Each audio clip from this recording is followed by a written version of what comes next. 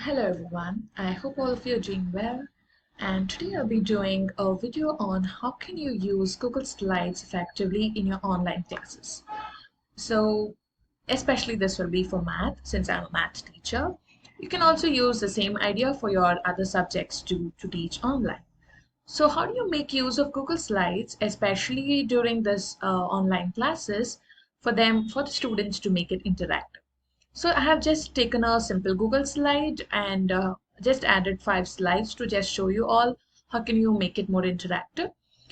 This just topic of the day, I just write the topic and the date of the class which I'm taking and then write few learning objectives for my classes. So this slide, I have just added few properties on some of the quadrilaterals and even this. So how do you make it interactive is, so after explaining what does quadrilateral means and its properties, have given them few problems to work on.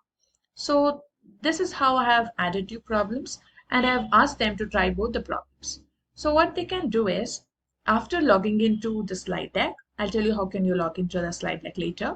So when they log into the slide deck, they can choose a text box from here, which I've already chosen.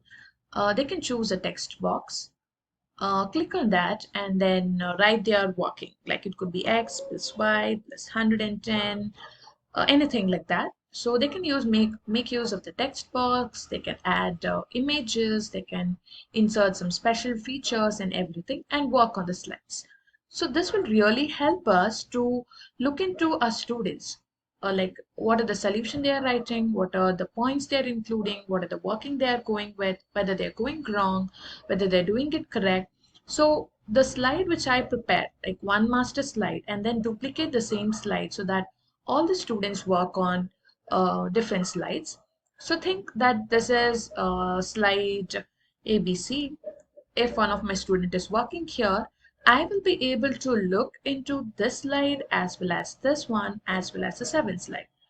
So if you like create a content like this and ask them to work and give them some time frame like 10 minutes or 15 minutes to work on the problems, within that 10 minutes or 15 minutes, you'll be able to navigate through all the slides.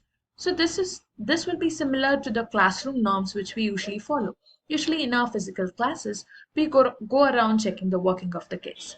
So the same way could be done on Google Slides too.